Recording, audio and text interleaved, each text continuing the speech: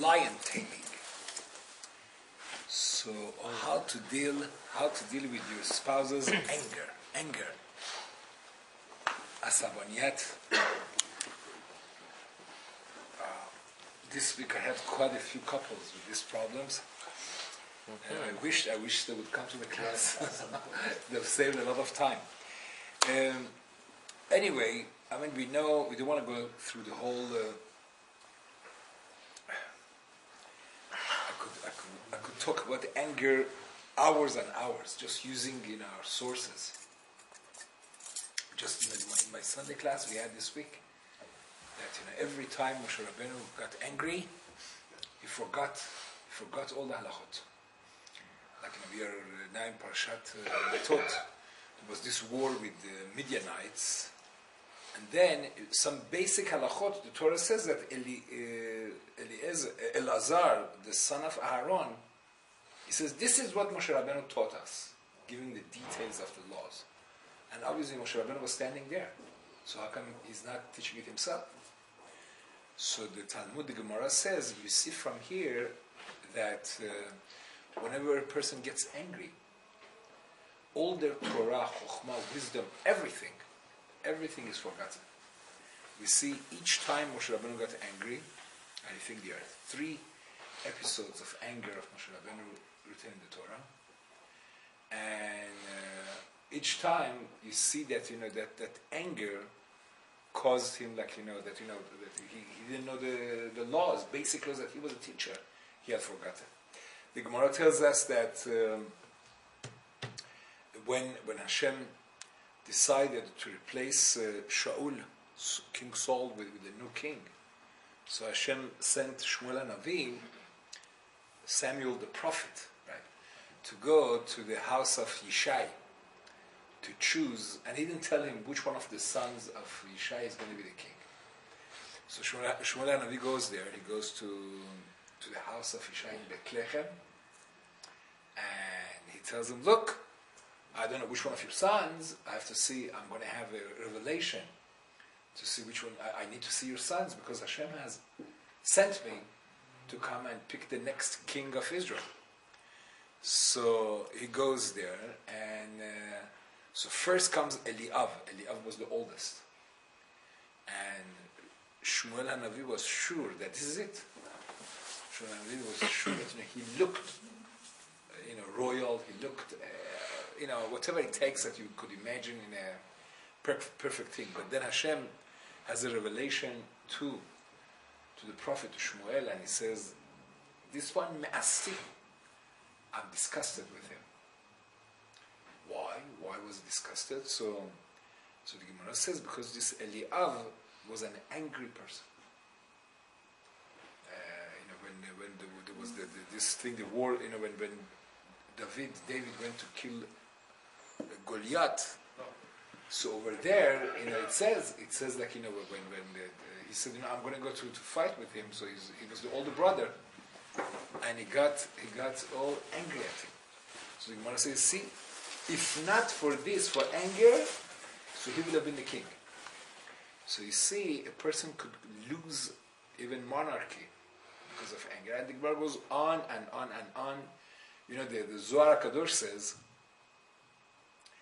that all kinds of impurities, there is a way to a person could purify himself and he's going to be fine, except anger. The Gemara says when a person gets angry, so then the neshama, his holy soul, leaves his body, and instead there's a huge vacuum there. Instead, all the negative forces, the klipot, ruach ra, whatever, come and dwell in that person. And it says even if he goes to all the oceans of the world and there's no way that he could regain, right, his spiritual, status what he had before he got angry. And more specifically, when it comes to the topic of our about relationships, the Gemara tells us, the Gemara Masechet Sotah, I alluded to that before, that it says that a household, right, that temper uncontrolled temper enters it. It's like you have worms in sesame seeds. That nothing is salvaged. If this thing, I think we have to get rid of this.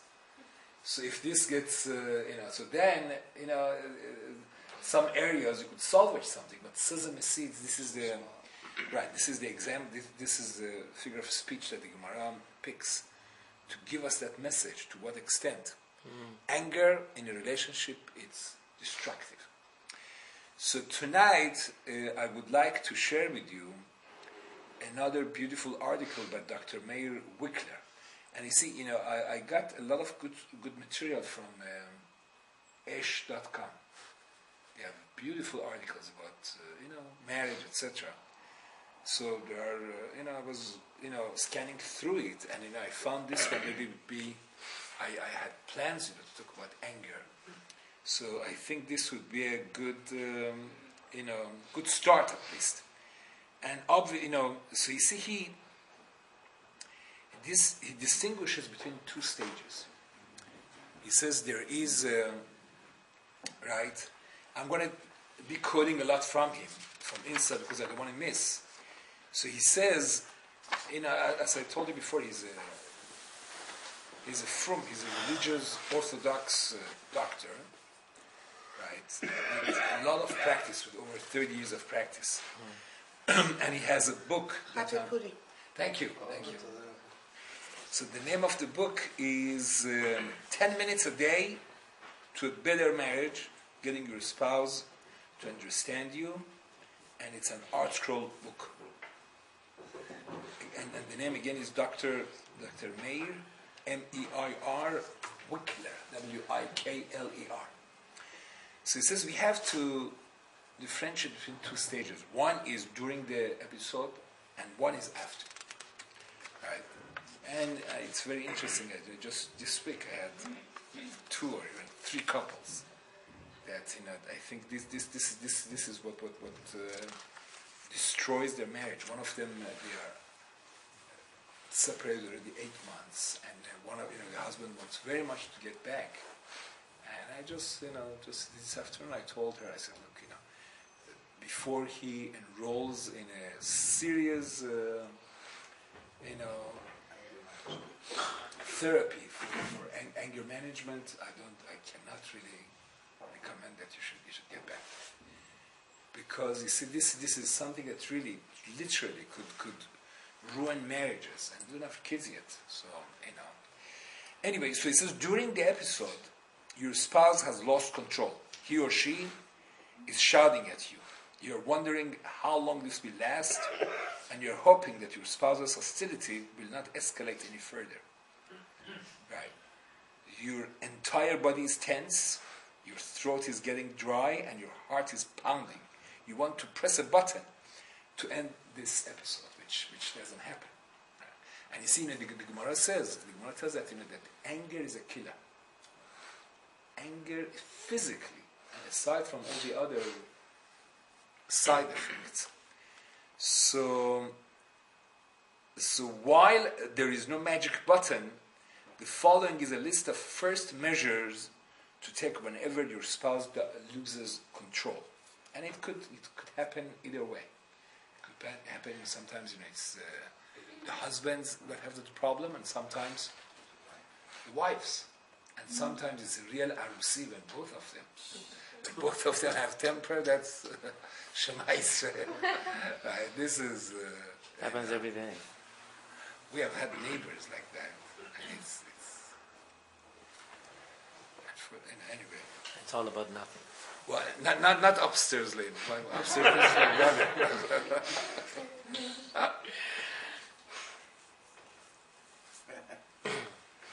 So what to do and what not to do. First of all, there are a few lot. There is mitzvot aseh and lot aseh. The mitzvot aseh, the positive commandments, we're going to leave for the last. And what I like about it, he brings cases, so it makes it very real. First of all, right, when this tantrum takes place, do not attempt to quiet your spouse. Right? You see, it's going to be counterproductive. It's like, relax, calm down, this, that. It's not gonna help. It's really, he says it's like you cannot doubt fire with gasoline. So too, you cannot put out the flames of hostility by asking your spouse to lower his or her voice. By the way, you should know, controlling the voice is very, very helpful in controlling anger. Ramban in Igeret Ramban, he says like, it's, and he does magics. There is also Kabbalistic reasons for it. We're not going to get into it. But he says like, that's, don't ever raise your voice. Raising the voice, this is something that could even, cause anger.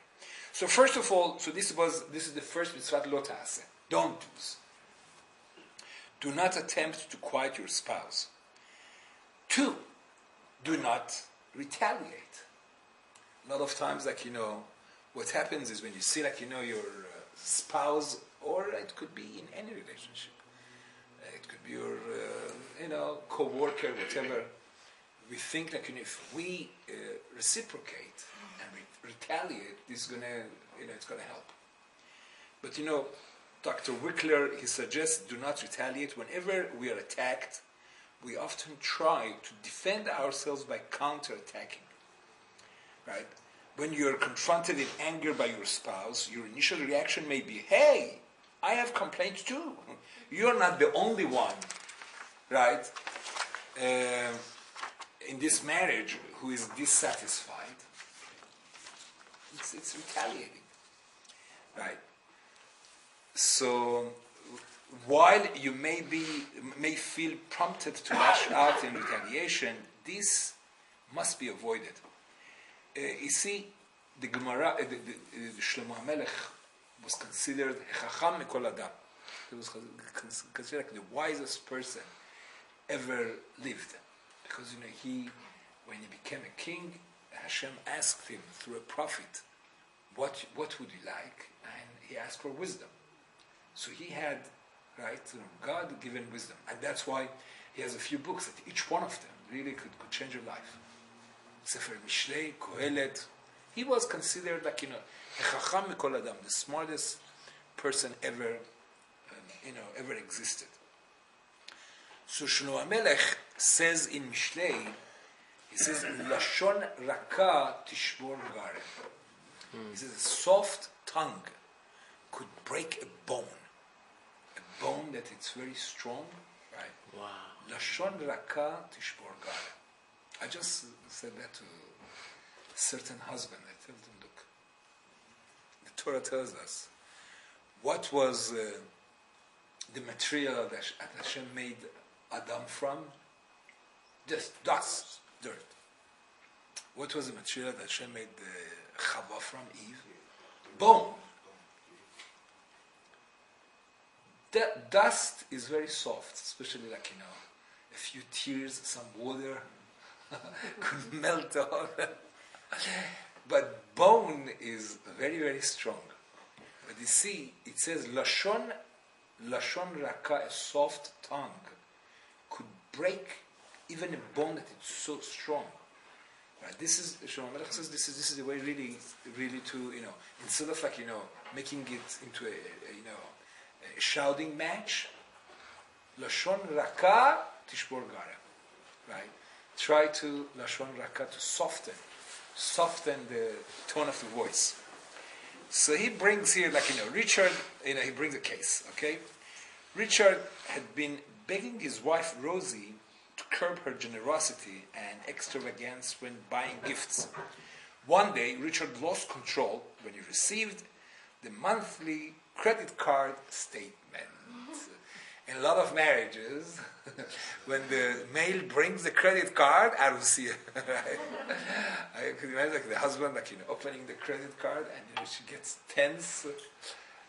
Anyway, so this is something like, situations that should be anticipated and beforehand to, like, to come to certain, like, conclusions, and not to let this, when the credit card comes, to become a whole event. I think the one thing would be, I think, for usually it's the ladies, I guess, they should prepare their husband. They're looking up. I use the credit. What? I use the credit card. Just wait for the mail. You should expect a 5-digit bill, right? Or The whatever. zero is too many zero. You see, I mean, all the whole financial thing. It's I usually advise couples to have everything should be in its one checking account. All their incomes should go into the same checking account. It's not right, but ladies, if they work, they have their own money. It has to be oneness.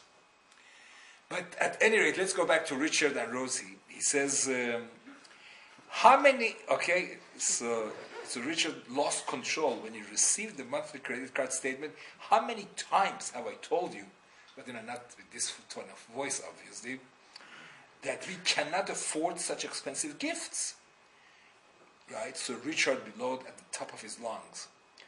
Please, excuse my, mispronunciations. Anyway, you're spending the money I earned with my blood, sweat, and tears, right? On unnecessary extravagances, right? So his wife, replied, leveling her own hostile counterattack. The same. You try, not to be your voice be any lower than his, right? That so what did she tell him? The counterattack. So it was all of a sudden we cannot afford to buy gifts, but last week we had plenty of money. When you wanted to have cable television installed, so you could watch your stupid sports.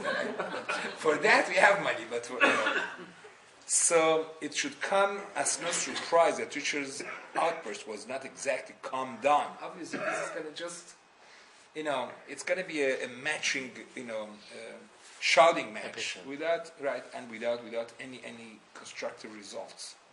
So this was the lo ta'aseh, the second mitzvah lo ta'aseh. The first one was, what was the first one? The first one was, do not attempt to quiet your spouse. The second was, do not retaliate. And the title is Lion Taming. Right? You want to tame the lion. So this is the second mitzvah lo ta'aseh. Don't. Third, do not become defensive. Becoming defensive also, it doesn't, For instance, this is an extremely difficult guideline to follow. Most people are incapable of avoiding defensiveness whenever they are being criticized.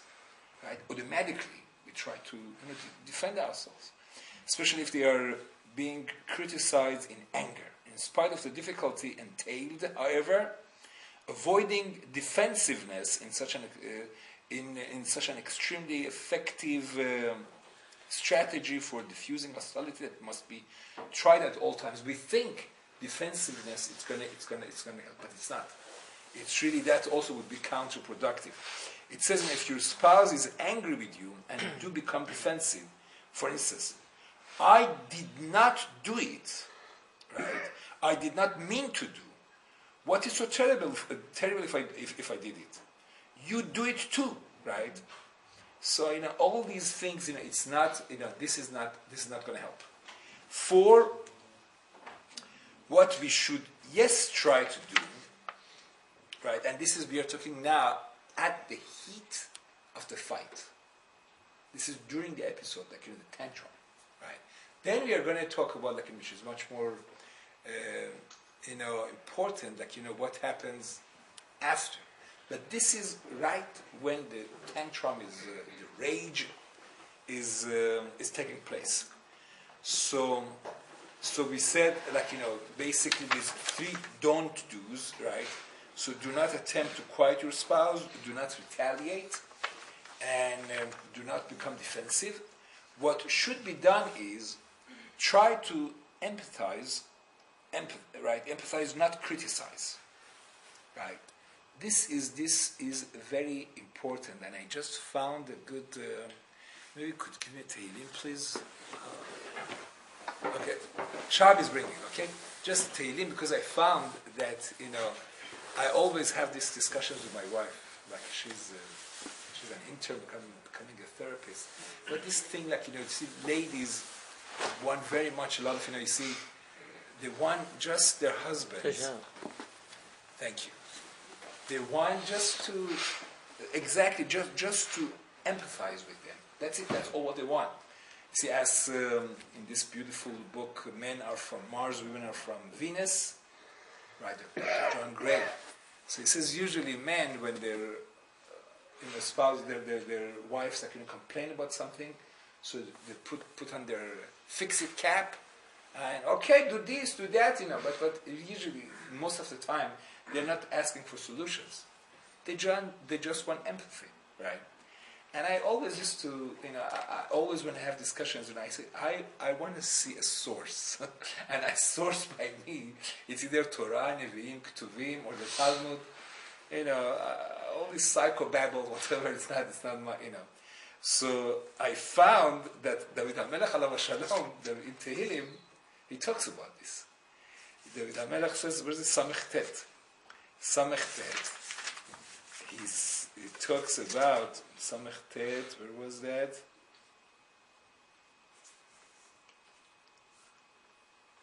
Right. He says, Cherpar Shavra Libi Anusha. He's talking about, like, that he was in terrible, pain. He was very lonely, being chased, etc. So then David HaMelech says, Va'akavel lanud va'ayin. Va'akavel lanud va'ayin v'la menachamim v'lo matzati. Menachem means somebody who consoles. Right? Usually, if a boy is born in the month of Av, they call his name Menachem. Menachem Begin, the late Israeli prime minister, he was born in Chodesh Av, so called him Menachem. His name was Menachem. Menachem is somebody who consoles. So David HaMelech says, okay, I was looking for people to console me, and there was nobody to console me. But he says something else also. He says, Va'akavel lanud va'ayin. What does it mean, Va'akavel lanud va'ayin? Metzudat David, one of the commentators on Tehillim, he says, I just needed somebody to come, just to shake his head, like say, right? Lanud, just to nod his head. This is exactly to empathize. And I didn't even have that. Right? So you see from David HaMelech that this empathy goes, it's a big relief. And a lot of times that's all what it takes. Right? It's also like, I'm saying, a lot of times when ladies complain about situations, it's not, they're not looking for solutions. They just want you to validate their feelings, that you're justified to feel in such a way. This is what next time you have this discussion with your spouse, you could quote Tehillim, Samech Tet, Pasuk Kaf Aleph, Va'akavel lanud, Va'akavel lanud. I was hoping to have lanud, lanud is just to shake, somebody that would just shake their head in empathy, right? And I couldn't find that. Anyway, so this was just the zechut of ladies' Wednesday morning Tehillim class.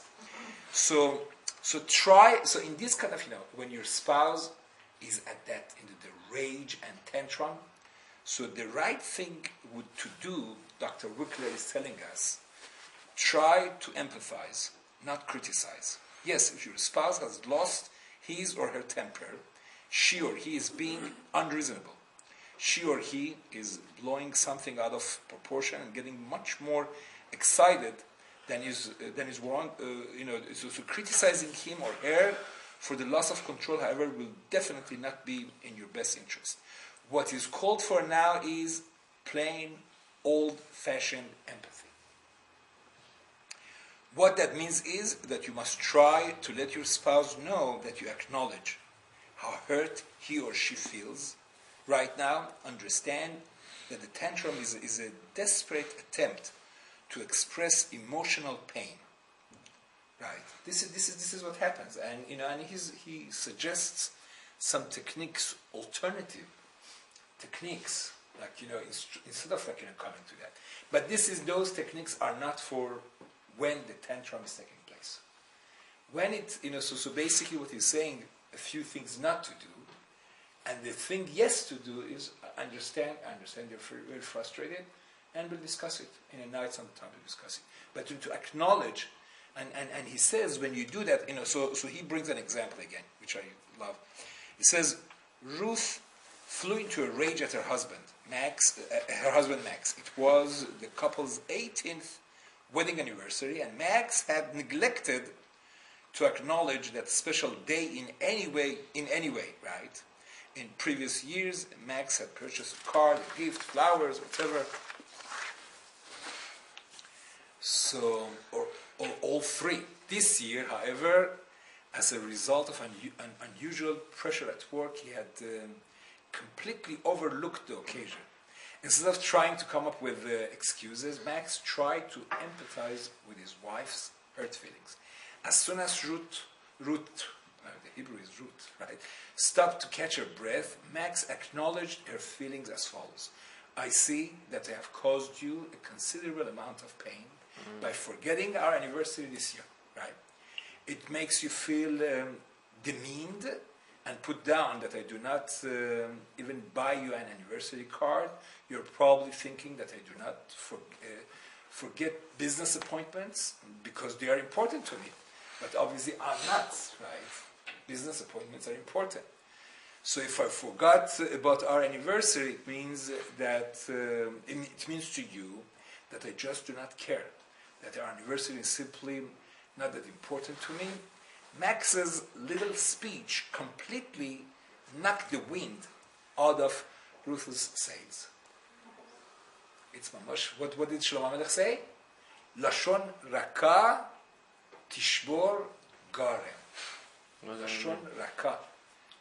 Soft tongue could really tishbor garem, could break a hard bone. Right? But you see, it has to be done in a sincere way. Right? It cannot be done like you're patronizing, your spouse, etc. Right? It has to be sincere, and it does wonders, right? And so these are the things. So 3 don't do's and 1 positive commandment. This is at the heat of the lion's rage.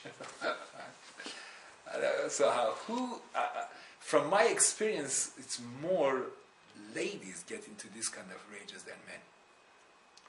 And you see, that's the etzem. We have to realize this is, ladies, in a lot of ways in Judaism are more perfect than men.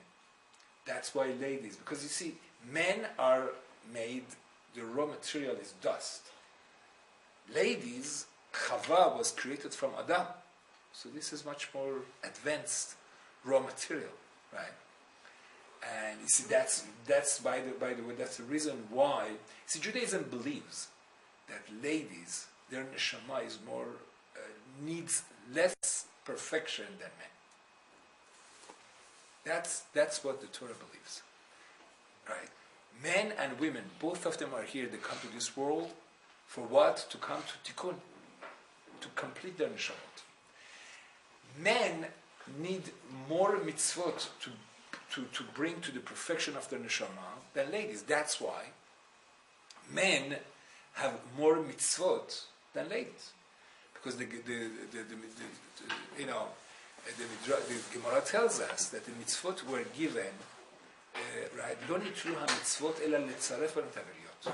The Gemara says the mitzvot were not given, but it's an exclusive terminology.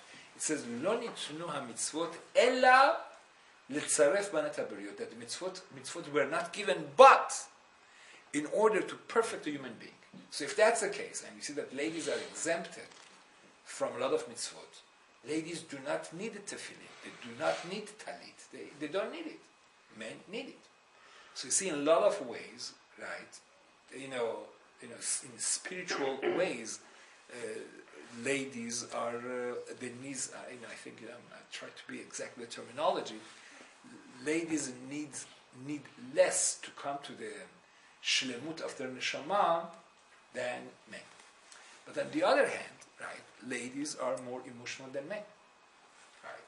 That's why Hashem didn't want to clone Adam HaRishon. It's Ezer Kenegdo.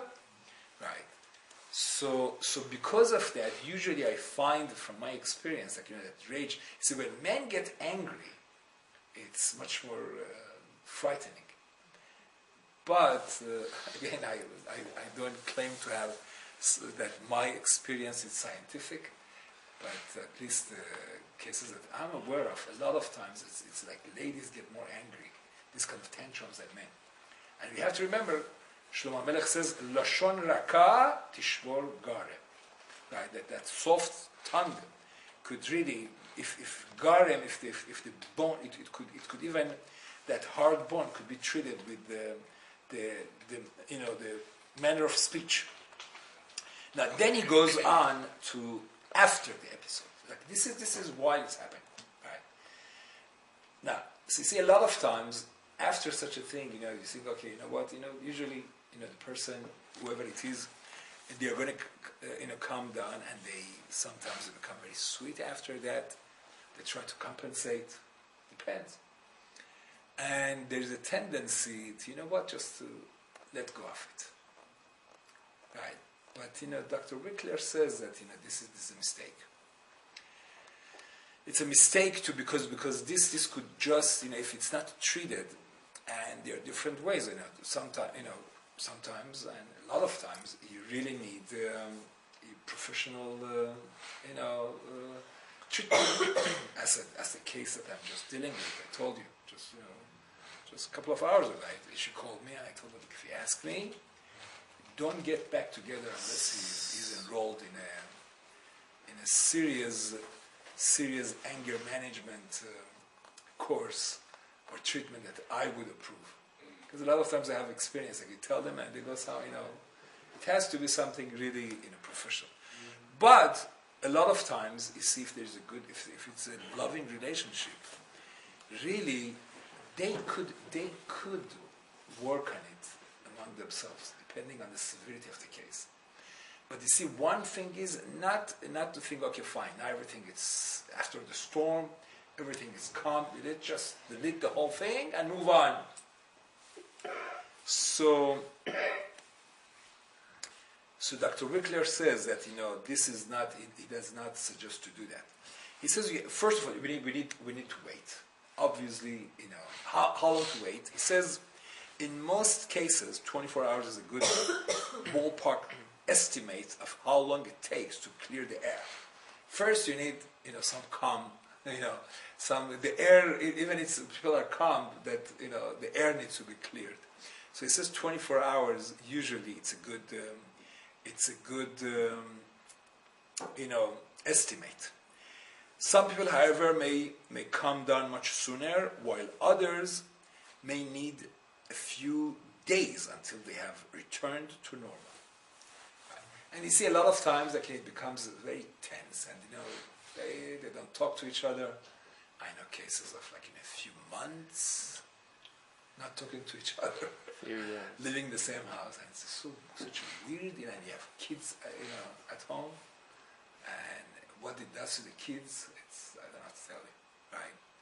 So you see, the Gemara says, whenever there is a fight or something, the sooner you treat it, the better it is. And the Gemara says, it always reminds me of when I was a kid in Iran going to school. There was a story by Hans Christian Andersen, I think, some Dutch.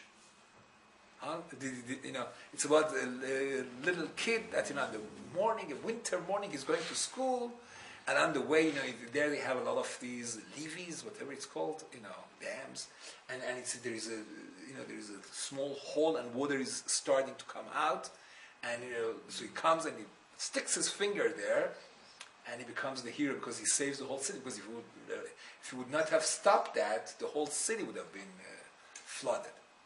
So the Gemara says, a fight is like that. You have to take care of it right away, because the longer it goes on, the more difficult it's going to be to take care of it. But as he says, you need that the air needs to be clear. But this so now fine. So he's suggesting again that ignoring it would not be right. He says your spouse may be feeling guilty for yesterday's episode. In fact, he or she may even be treating you with more respect, consideration, and affection than you usually receive. In general, he or she is acting as if the explosive outburst never took place. So, but you see, if you deny the incident, you will be spared the discomfort of any confrontation, right? But we have to. But he says it's short-lived because it's gonna repeat itself. So, on the other hand, if you bring up the episodes from yesterday, you may trigger another angry tirade. Is it really worth the risk? You may be asking yourself, maybe it's better just to forget about it. So he says that unless you do address the issue with your spouse, there is absolutely no chance at all that you will see an improvement. Although there is some risk involved, the potential gain is more than worth it. So what he's suggesting is, right, that there are two ways to go back and revisit what happened when things are calm. One is to talk about the content, and one is about the process. So he suggests not to go back on the content. What was the thing that triggered the explosion? Whether it was the credit card bill, etc. He says that you need to focus on the feelings, and do not. This is fine. If you want to talk about the content, we talk about it at a different time. It's very how did you feel when your spouse was going through that rage, right? So he says focus on process, not content. When you raise the issue of yesterday's episode, you can approach it, right? So he says, you see, for instance, he gives some examples. You should begin by stating your feelings, right? Tell your spouse how it made you feel when he or she was screaming at you. Say what was on your mind at that time. If your spouse tries to shift the focus of the discussion to the content, like what caused the rage, etc., right? He says, tell him or her that you are perfectly willing to discuss that at another time. Right now, however, you want to address, right, your spouse's loss of control, right, of his or her temper, and how you felt when this happened. So you see now, a big rule is that he calls it remove the pot before it boils. You have to be very alert. It's like when you want to, I don't know if people do that anymore, to boil some milk. Yes. Yeah, or I just recently happened to me a few times. We have some matzot left from last Pesach, and I put it in the toaster oven. Once it burned, I got busy with something else, and just the other time I said, I'm going to sit next to the toaster oven, and before I wanted to get brown but not burn. So you see, you have to be exactly when to stop. So it's like boiling milk. You have to be careful. You want it to boil, but not to boil over. So it is the same thing. When you want to discuss, when you bring back the episode, you have to say how far could you push before it boils over. And when you see that it's starting to bubble, you have to stop.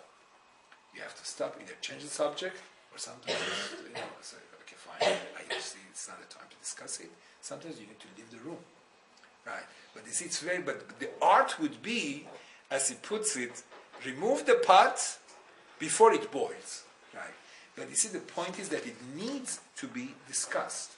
We cannot just if we think because you see, if there is no this, it's going to just continue.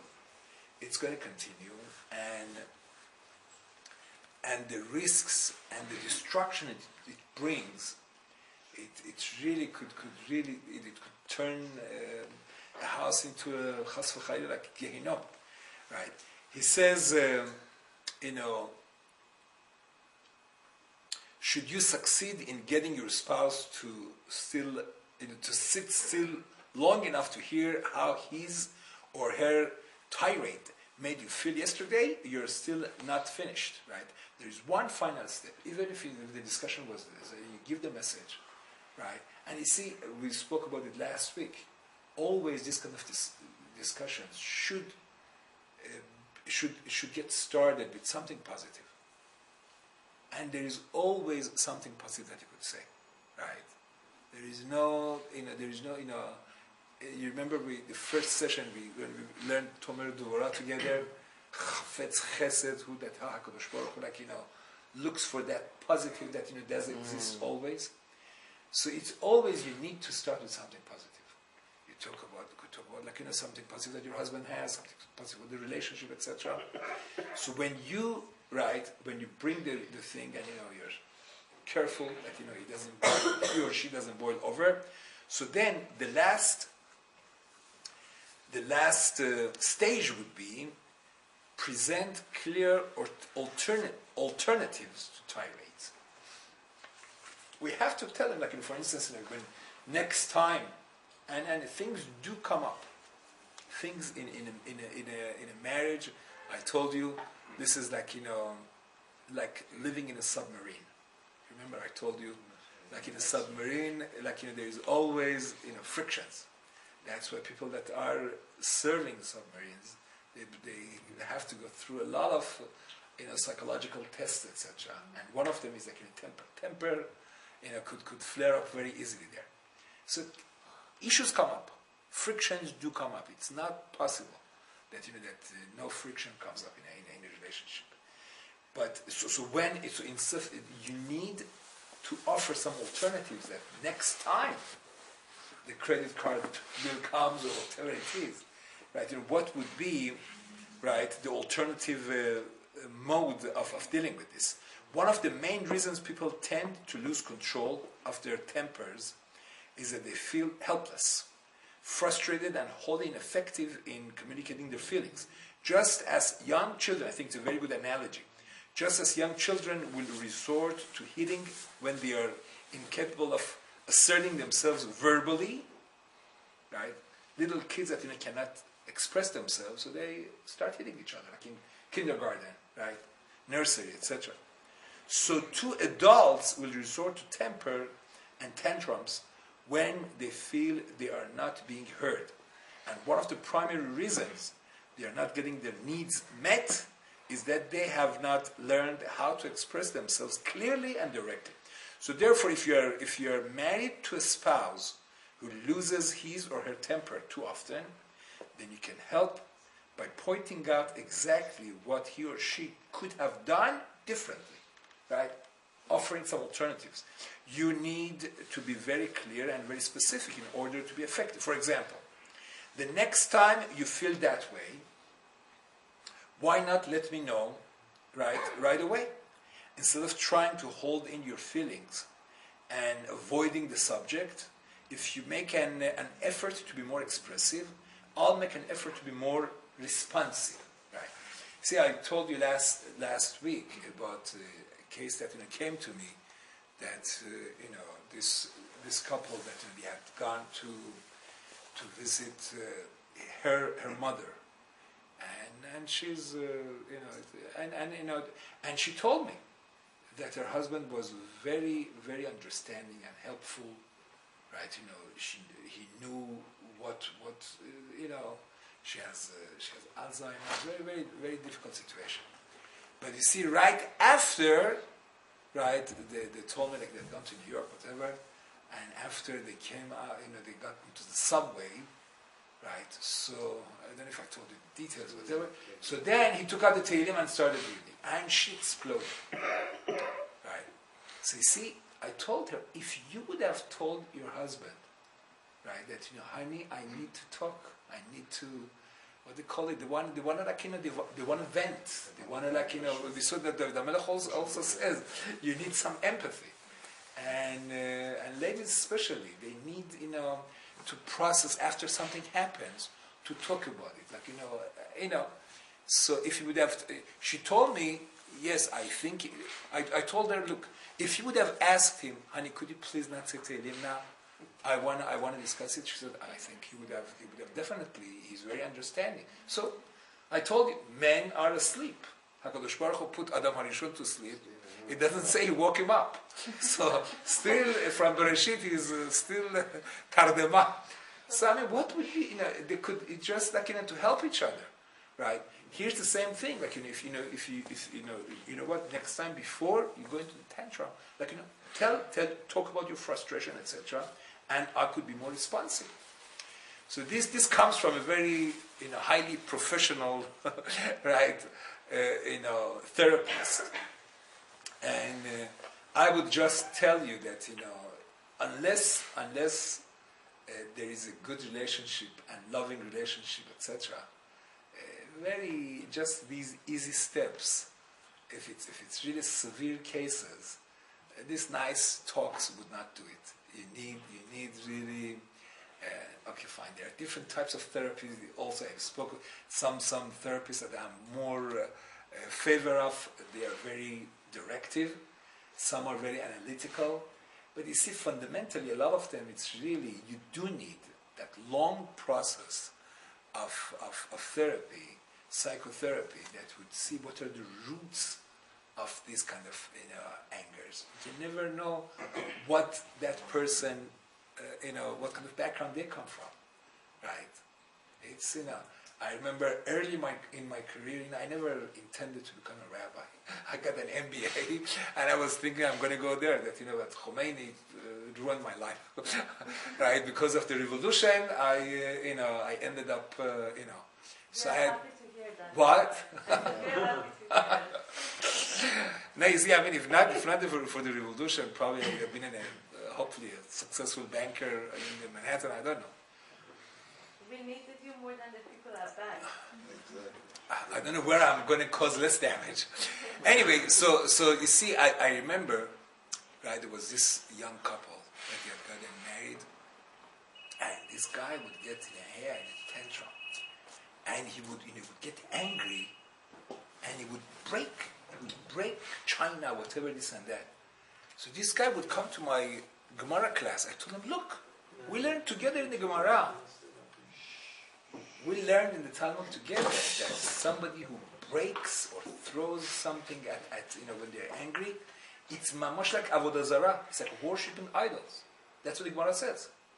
Kola meshaber, somebody who breaks things or throws things, or hangs up the phone, or slams the door.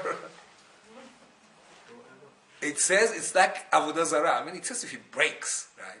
So to him, how could you do that? So he says, what are you talking about?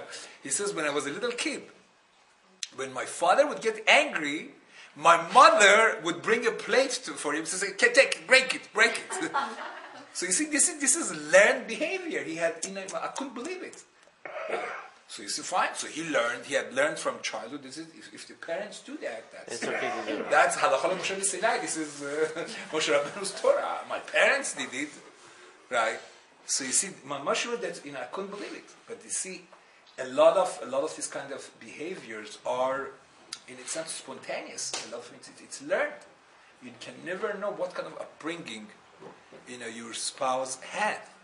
We're already married. We are stuck with each other. I mean, for your kids, you wanna, right? So then you could try to choose. Like I have, when I. Different names, whatever suggestions come up for my kids, the first thing I want to know is the relationship with the parents. What kind of relationship the parents had? What was the upbringing? Because it goes very deep. It goes very deep. But for us that we are married already, it's too late. So we have to be aware. We have to be understanding where it comes from. Right? Not always it's spontaneous. A lot of it's also it's learned behavior. And if these kind of techniques, and I always say, see, a person that has, we are here in this world to work on our midot, to refine ourselves. And the Gaon says, others say, that the characteristics that seems to you the most difficult to work on, the Mekubalim say, this is exactly why you came to this world to work on that. If somebody says, anger I can't control, we have to know, we came just for that, to work on this. This is the indication what is exactly our mission in this world. All right? And this is the purpose. Now, sometimes, if learning Torah, right? If a person has emunah, and you see what the Zohar Kadosh says about anger, that doesn't talk about anything else like anger. Anger is enemy number one. So that could, a person that truly believes that, that getting angry, it's a sin. So the same way we are so, so we feel so bad if we, God forbid, we are Mechalel Shabbat, or we eat something and it turns out that it wasn't kosher, how bad we feel. Much more so, we should feel bad when we get angry, because this is a much more severe sin than those, right? But you see, if the Musar and learning Halakha, and some of these self-help books, which are very good, right? They don't help. Ultimately, therapy, good therapy is worth gold, right? Good therapy is worth gold. Bad therapy, it's waste of time and money. So it's very important, when you want to go to therapy, to find, somebody that comes with recommendations, somebody who has a good track record. Somebody you're comfortable with. What? Somebody you're comfortable with. Sure, the chemistry with the therapy. But you see, I have a lot of experience. You see, you said that, we went a few times and, not good, usually the one that has to change would stop going. Right? This is the rule. As the therapy is very good when they start telling you what your problems, and they stop going. This is in our community. It's very common. But it's people that they don't want to change, right? But you see, it takes that willingness has to be there. Anyway, so tonight's pretty much most of our class was, again, I'm just give you the source. It's 10 minutes a day to a better marriage, getting your spouse to understand you, by Dr. Meir Wickler, an art scroll book, highly recommended. 10 minutes a day, it's a very good investment for a better marriage. Okay, any questions, comments? Yes? It was an excellent lecture. Thank you so much. من خواستم بگم یه چیزی که به نظر من خیلی جالبه البته بیزنس and marriage اینه که مردم خیلی بیزنسشون جدی میگیرن و اگه مثلا یه ضرری توش بکنن یه ذره بالا پایین بشه همش بهترن که دفعه دیگه چیکار کنن که این اتفاق نیفته. And it would be so nice if they take their marriage و همین conflict های کوچیک رو با خانمشون they would take it seriously because it does hurt that person, it hurts them. و همونقدر جدی بگن که دفعه دیگه what am I gonna do?